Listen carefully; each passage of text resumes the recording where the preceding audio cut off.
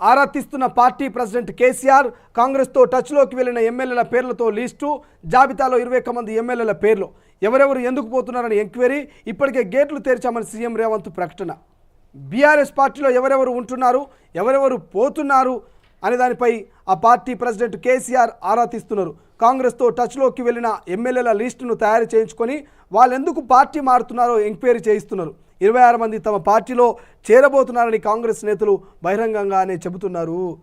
Sir car సర్కారు sir మీరింత senior నాయకులు 26 మంది ఎందుకు పోతున్నారో మీకు కూడా తెలుసు తెలిసినాక కూడా మళ్ళీ ఎంక్వైరీలు ఎందుకు వాళ్ళకి ఎట్లా ఒక స్పష్టత ఉన్నది కేసీఆర్ గారి ప్రభుత్వం కుప్పకూలిపోయింది ఇక ఓ 10 ఏళ్ల దాకా మళ్ళీ అధికారంలోకి రాదు మేము ఇంకా ఇదే పార్టీలో ఉండి ఇదే కారును నమ్ముకొని ఉంటే మా ఆస్తులు మా భవిష్యత్తు మా పిల్లల జీవితాలు ఆగమవుతాయి మా ఆస్తులు కాపాడుకోవాలి మా భవిష్యత్తు బాగుండాలి మా పిల్లలు మళ్ళీ రాజకీయాలకు రావాలంటే మేము కారు దిగి కాంగ్రెస్ కండువా కప్పుకుంటే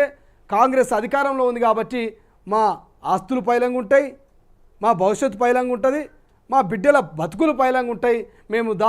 దోసుకున్న సొమ్మంతా కూడా పైలంగా ఉంటుంది అనేటువంటి ఆలోచనతోటే కారు దిగి కాంగ్రెస్ బీజేపీలకు పోతున్నారు నాయకులు గిది కూడా తెలియదు అనే కేసీఆర్ సార్ నీకు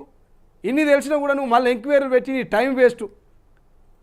మైండ్లో ఫిక్స్ అయినోడు బ్లైండ్గా కాంగ్రెస్లోకో బీజేపీలోకో వెళ్ళిపోతాడు నువ్వు పిలిస్తే మళ్ళీ వస్తాడా నీ పార్టీలో ఉంటే ఆస్తులు అవినీతికి అక్రమాలకు పాల్పడి దోచుకున్న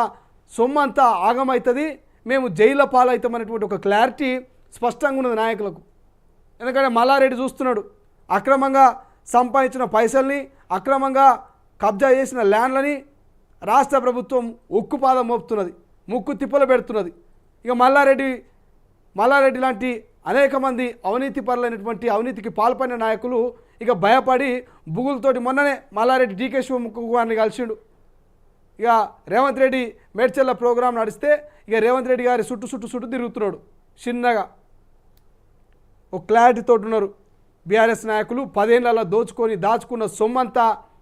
ఎట్లా కాపాడుకోవాలనేటువంటి ఒక క్లారిటీతోటే కాంగ్రెస్కో బీజేపీకో పోతున్నారు ఇక నువ్వు ఎంక్వైరీలు చేసి నువ్వు రానాయనా నీకు గోరుముద్దలు తినిపిస్తా నీకు మంచి పదవిస్తా అంటే నిన్ను నమ్మి వచ్చే పరిస్థితిలో లేరు రేపు రానున్న లోక్సభలో కూడా కాంగ్రెస్ బీజేపీ మధ్యనే ఫైట్ ఉంటుంది బీఆర్ఎస్ ఇది ఏదో మూలకుంటుంది అనేది వాళ్ళకు ఒక క్లారిటీ ఉన్నది అందుకే బరిలోకి దించుతామన్నా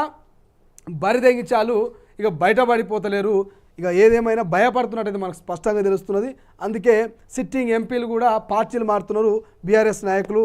బీఆర్ఎస్ పనితీరు చూసి ఇక నువ్వు ఎంతమందిని ఎంక్వైరీ చేసినా ఎన్ని ఆరాధించినా ఏం చేసి బుజ్జగించినా పోయేటోడు పోతాడు ఉండేటోడు ఉంటాడు ఇక లాస్ట్కి మిగిలేది బీఆర్ఎస్ పార్టీలో కేవలం కల్వకుట్ల కుటుంబం మాత్రమే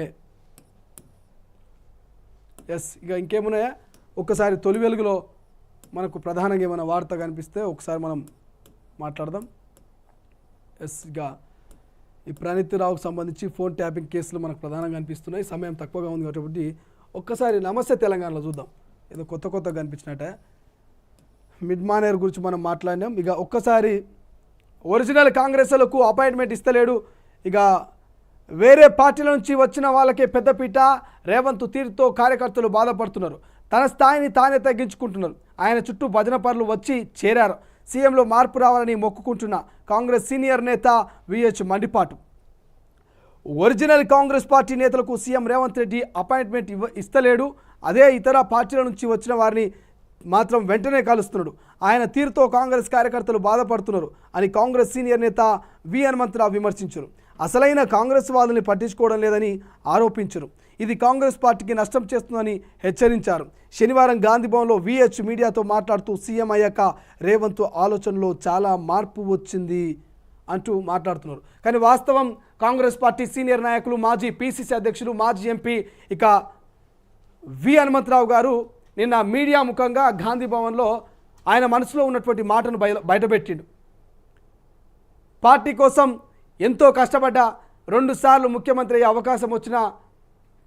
నేను తీసుకోలే సీనియర్ నాయకుడిగా నీకు గతంలో విమర్శించిన నిన్ను ప్రోత్సహించి ఈ స్థాయి వరకు తీసుకొచ్చిన కాంగ్రెస్ పార్టీ ఒక ఐక్యంగా ఉండడంలో నాదొక పాత్ర అంటూ ఆయన బాధపడ్డాడు ముఖ్యమంత్రి హోదాలో ఉన్నటువంటి రేవంత్ రెడ్డి గారు మీ హోదాను తగ్గించుకోకండి, మీ దగ్గరికి అందరూ రావాలి, కానీ మీరు వాళ్ళ దగ్గరికి వెళ్ళి పార్టీలో చేర్చుకోవద్దంటూ ఆయన హితవు పలికే ప్రయత్నం చేశాడు. కానీ విఎన్ మంత్రావు గారు చెప్పింది 100% నిజం. కాంగ్రెస్ పార్టీ ముఖ్యమంత్రి రేవంత్ రెడ్డి గారు ఇక